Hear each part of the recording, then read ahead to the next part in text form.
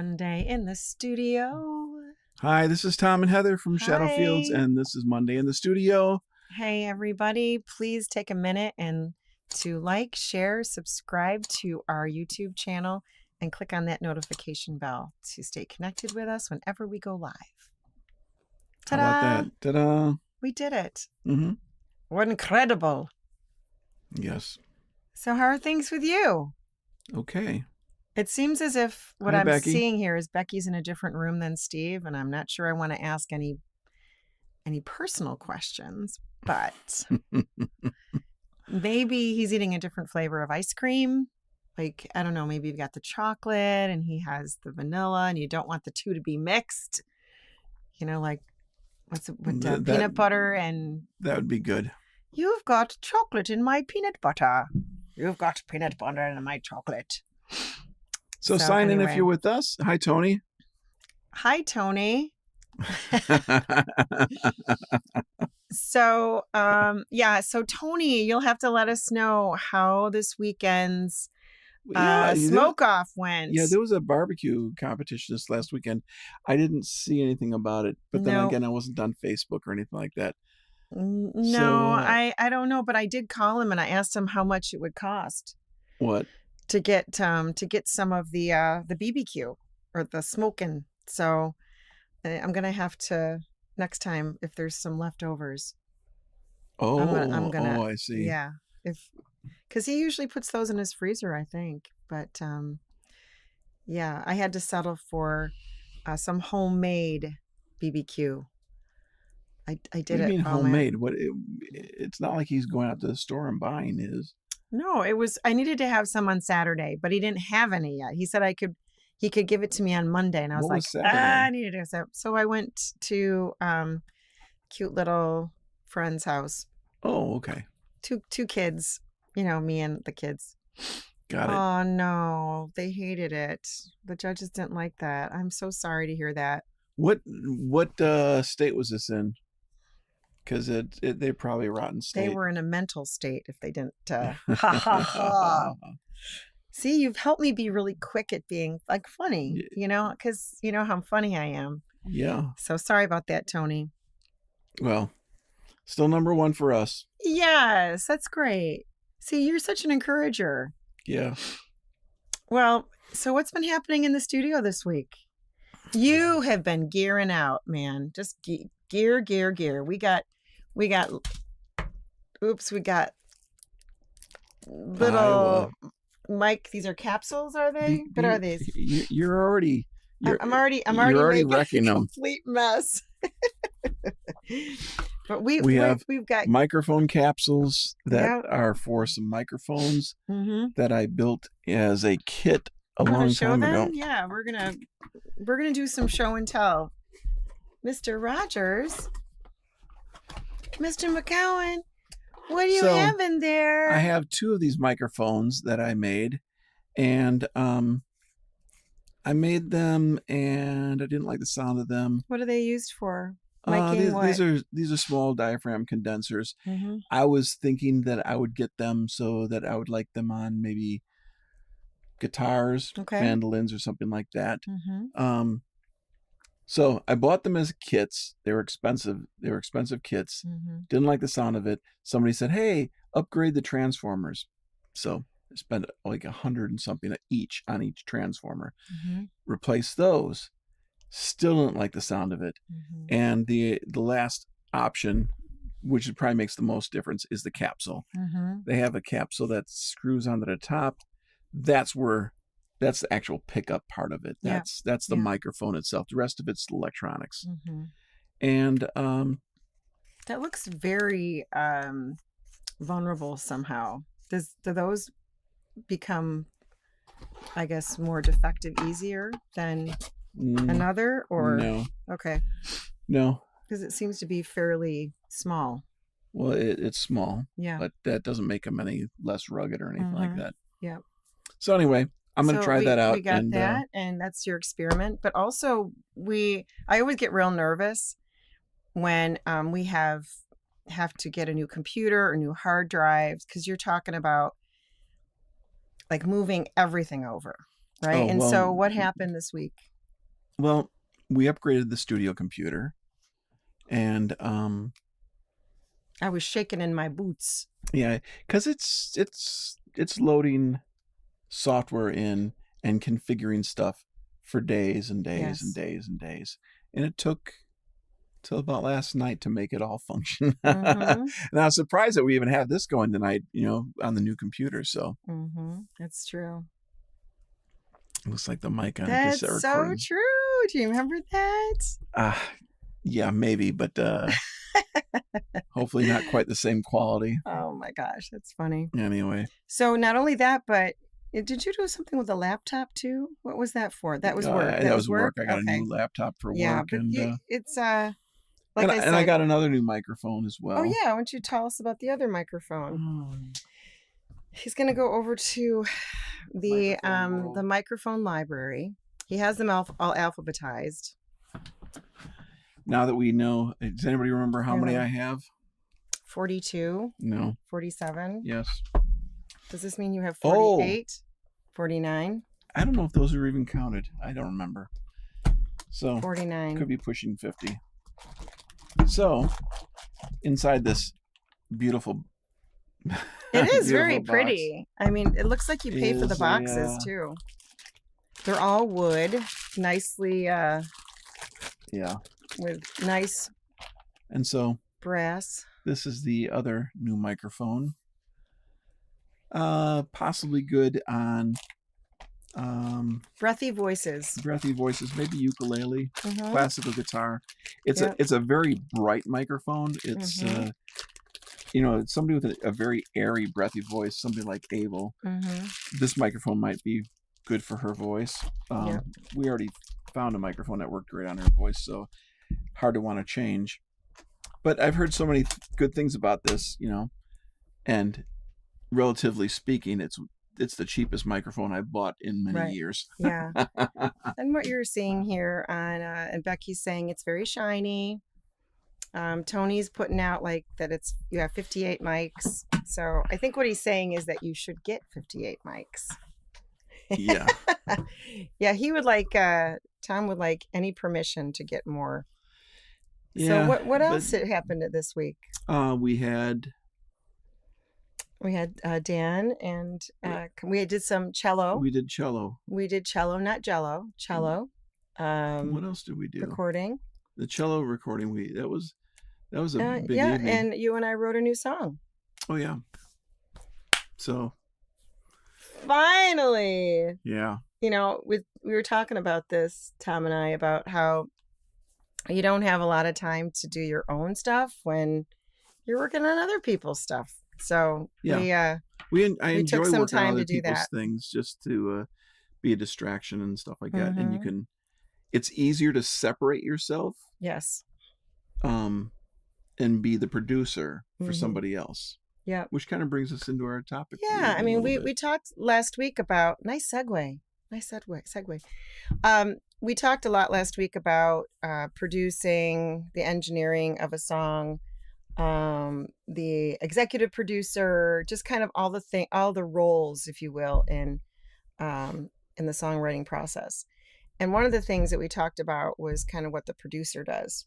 And it made me think of a porcelain doll. So would you like to share this? I did post this. Okay. So is this creepy or what? Okay. All right. So this is a porcelain doll, as you see. And if you can see up on the top. How do we know it's porcelain, not plastic? It has this rich look about her. And she's got this I don't know, glassy kind of lipstick on. But anyway, just trust me. It's a porcelain doll. It's actually Anne of Green Gables. So I'm not going to tell you which child cut this, but my kids really liked scissors and cutting hair. So this doll got her hair cut. And to the person who was cutting the hair, it looked really good. Right? We may look at it and go, nah, that doesn't really look good at all. Like she looks a little shaven. Yeah. But I'm just bringing this up because when you're thinking about a producer, right? It's similar to an artist when you look at the haircut to the person who cut the hair. Gorgeous. It's gorgeous. But Yes. to an outside observer that knows something about cutting hair, they'd say that might not be the best hairstyle. Ooh, that probably wasn't. I think that might not be the best hairstyle. Right. And so it's a third party. It's somebody else outside of it that can take a realistic look at it. Yeah. And an unbiased approach to it. Right. And it's not saying that person couldn't still say that that's looking good, but there's other options to take a look at, right? Yeah. In the whole process. So this whole idea tonight is to talk about cuts and some of the things that we do as songwriters when we're looking at a piece of music and when we're working with other people. So talk to me about the various different types of cuts that we've made. Well, we are self-produced, and because I cannot be produced. When we write a song, I have the whole thing in my head before it's ever done. Can I get that down in writing again? I cannot be produced. It's just like some people can't be taught. I was a terrible learner. Yes. I can't learn from somebody. Somebody can't tell me how to do something, but I can teach myself. Mm-hmm. And it came down to the same way with music, where I wasn't able to follow what other people were saying because they wouldn't teach in the order and in the process that I wanted to learn. Yes. And so I would do it myself. And over the years, you get better and better and better the more you do it. Yeah. And so we self-produce, but because there's two of us, there's the tension and there's the argument and there's the iron sharpens iron is what I say. Well, it's going back and forth, and like, oh, that's not a very good line, or I've already heard that in another song, or blah blah blah. It kind of goes on, and so we're able to produce ourselves because there's not one of us saying this is it. It's all done. Right. The other will have some comment about it, and then we'll keep working on it until we get it to where we think it should be. But there has been a time, and there's a couple examples, but if you've heard of that song called My Clues, it was on the Festival for One album. I think that one, we might have added some things, right? But we also cut something. There was another one on there called Someone Else. And that had a bridge. That had a bridge. I felt it went way too long, and it was like ended up being 3 verses, and the verses were fairly long. 5-minute song, and I was like, I'm so losing interest, and I think that was a little bit of a battle between you and me. Like, what's it? And I was like, just please, can we try it? And well, I always come from the progressive art rock background. Where's the guitar solo? Where's the drum solo and the keyboard solo? And how do we make this longer? Right. I'm gonna ask a question. Can I ask a question to them? What's that? How many of you like the guitar solo in the middle of a song? And how long do you think it should be? Are you joking? No. I mean, not everybody likes the guitar solo. What would happen? And like, how long really should it be? Should Bohemian it be like 30? Rhapsody. Take the guitar solo out of Bohemian Rhapsody. Okay, well, that was obviously, have? But that I get that. But there is a sense that sometimes the guitar solo goes on and on and on. Like there's got to be as a non-musician. Oh my gosh. Then why don't we have more guitar solos in our songs? Because I got bored of guitar solos. See? All right. So back when I was much younger, yep, and I was writing a lot of music, I determined that I am sick of guitar solos. But what do we do every instead, song then? when I used to write, my first 100 songs, there was always a guitar solo. Right. And I was like, well, what's the point of this? Is it just to show people that, oh, he can play guitar? At that point, I was like, well, this isn't important anymore. And so you'll let's notice just write songs. You'll notice that even in our songs, we don't do a lot of that kind of bridgy thing with just an instrumental. Maybe we'll do one or two, but we really don't spend a lot of time. Like Passing Shadows has got that in. Secret Safe. Secret Safe does. But very few of those have that kind of, definitive big bridge that's a instrumental bridge. Yeah, we don't do that much. But on that particular song, we removed the bridge. We cut it, so to speak. It was like a minute long too. It was a pretty big chunk of time, tons of lyrics. But looking at it and thinking about it, we were like, well, somebody has to say it. We need to cut it, right. And I believe it was you that decided that, this has to go. I think I was like this. Please, please, please, please, please, please. Can we remove it? I don't think I decided. But I think that was a good call. It definitely, I felt like people were losing interest. And I think that's what a producer does too. Like when we're working with people here in the studio, it's like, do we extend a piece? Do we bring on something? But also, do we cut? So how do producers talk through that with them?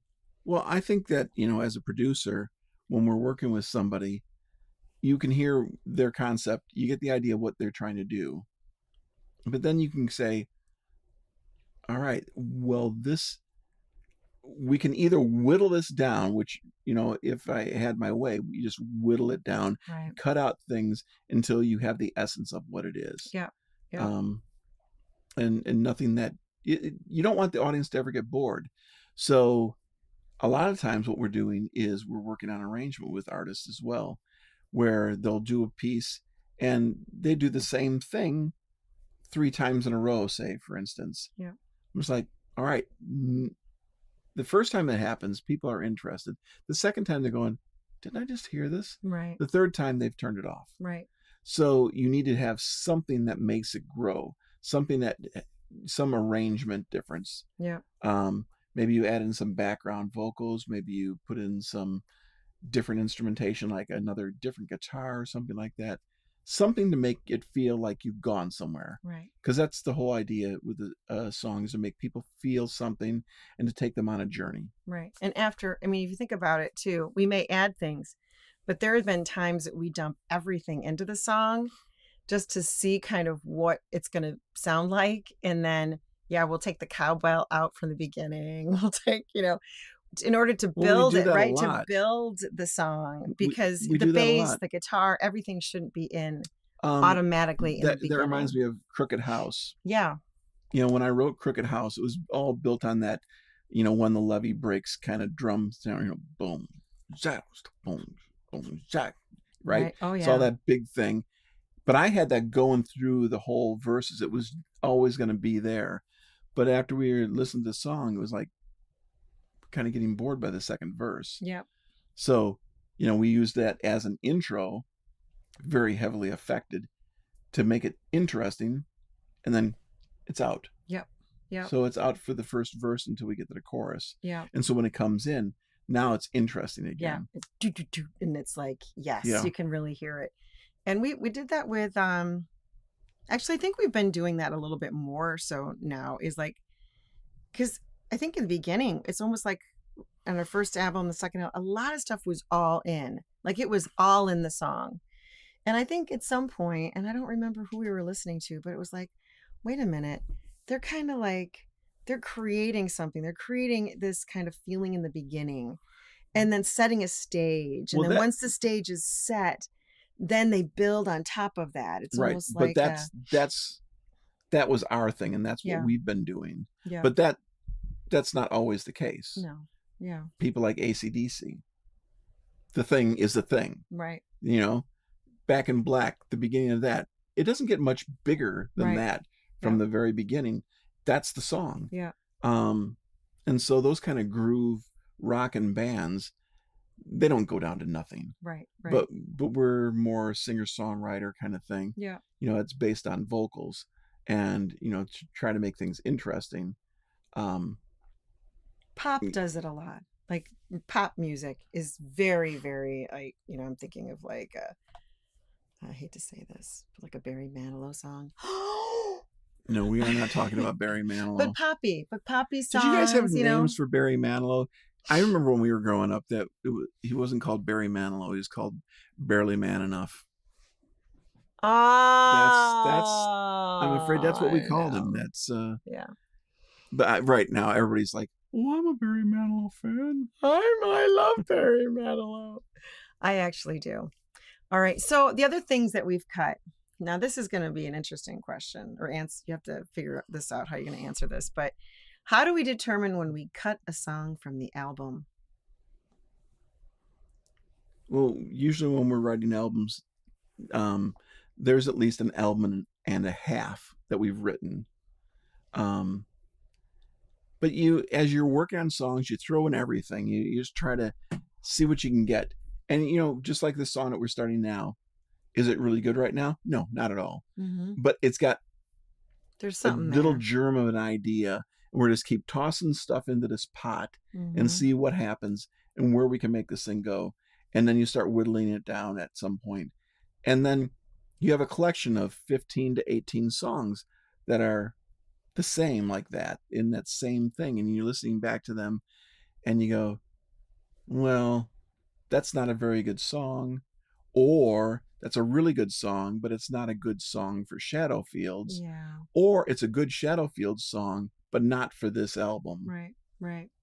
So Tom and I also do these side projects. So sometimes we'll do this song and be like, that's really like a Storybook Jane, or this is like a Undoubting Thomas song. So it's not as if we don't go through the process of putting it all together, but I think sometimes it's like, that sounds like that might be something more that we should release under something else. I think we've done that a couple times as well.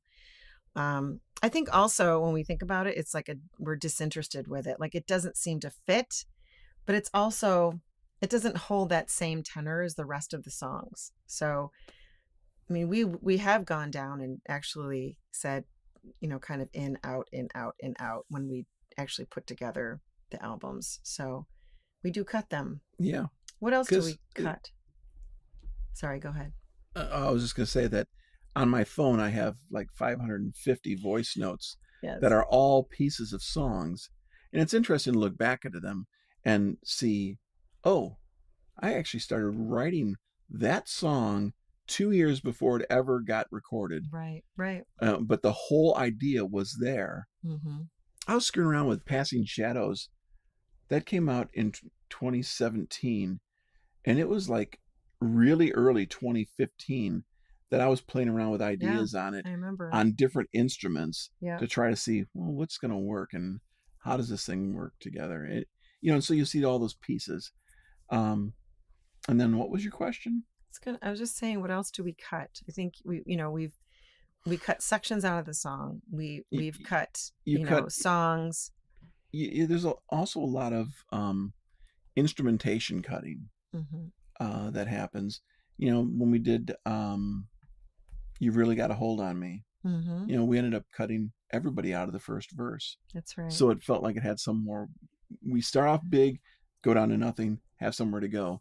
And the thing that we've worked out with Gary on violin, as well as, Adela that we're working with on a lot of cello stuff lately, is that the times you're not playing are just as important as the times you're playing. Absolutely. Because nothing's special if it's always there. Yeah. So having things pop in and out is really important to keeping people interested. I think that's another interesting thing is about this cutoff. Like if you all know about, legato streams of music, it's like you could have a violin part going and going and going and going, but there's an attitude or there's a feeling when you have that part just stop and then start again. There's, and just that little bit of difference can change everything. So it's even like the difference of the cutoff is super important too. And as a mixer, I find that it's super important, like when we're working with Gary, that I always keep telling him, play some phrases. I want a phrase and I want you to stop. It's like a beginning and a cutoff. Not a stream of consciousness that goes on forever, because then it's a nothing part. It doesn't mean anything. Somebody could turn it off. It doesn't have to be there. But when they're little phrases, you can highlight those. And then we try to work things out where when we're singing, there's no violin playing unless he's playing very legato, because you don't want something to pull something away from the vocal. And that's what we work with on other artists, is that same thing. Make the main thing the main thing. Yeah. And 70% of whether somebody's going to like a song is the vocal. Yeah. Whether you like it or not, music is vocal driven. And so at least 70% of the song is the vocal. Yeah. So, and I mean, we look at, and we really feel, and we were talking to Adele about this week, that she's the second voice in the song. So where she comes in, it's almost like, either a repeat of what's been happening or almost a different melodic line. So she's got to cut in and then cut out, just as he's singing, she goes in. Right. They had to have dialogue. Absolutely. And I think that's another thing that with working with Gary, that him cutting in, coming out as that third voice to the music is always been critical.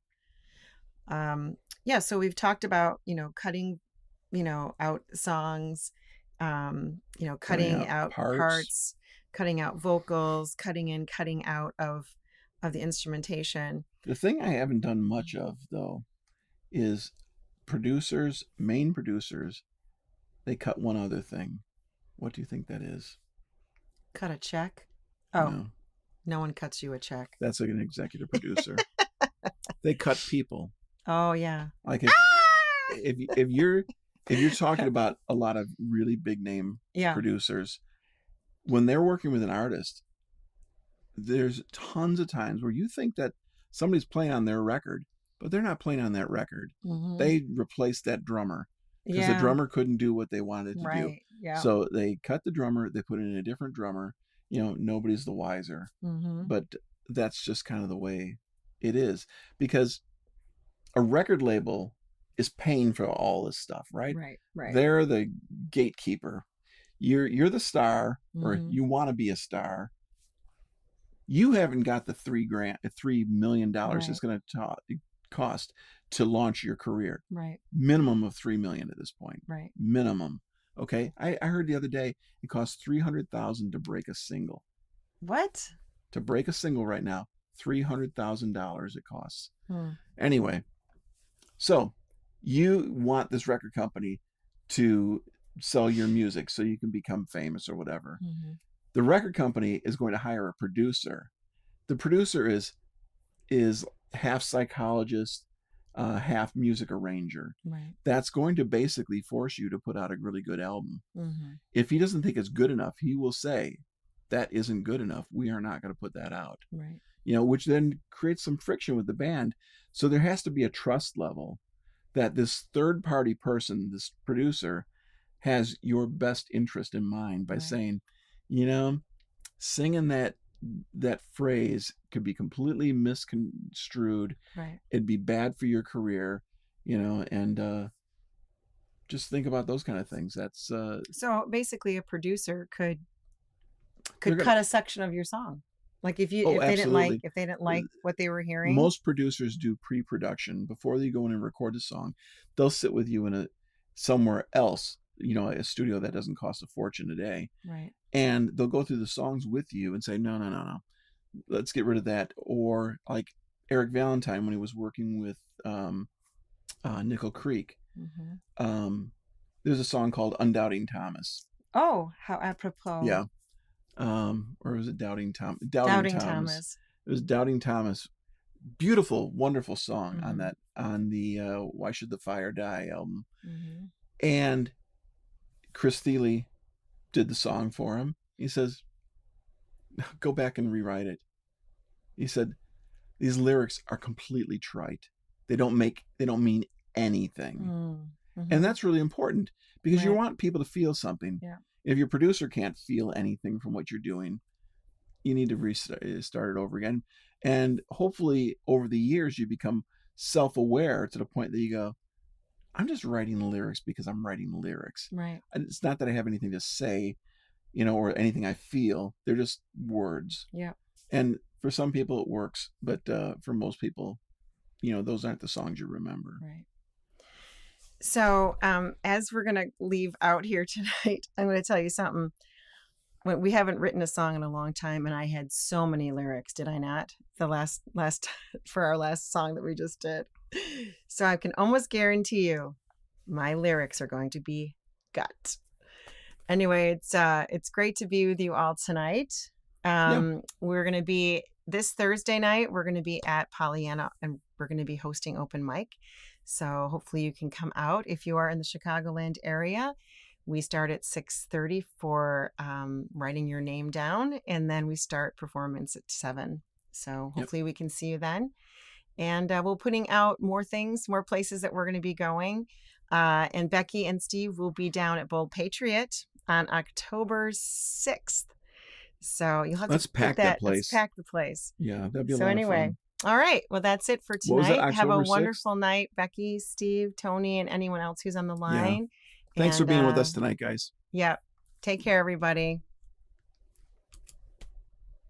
And that's us.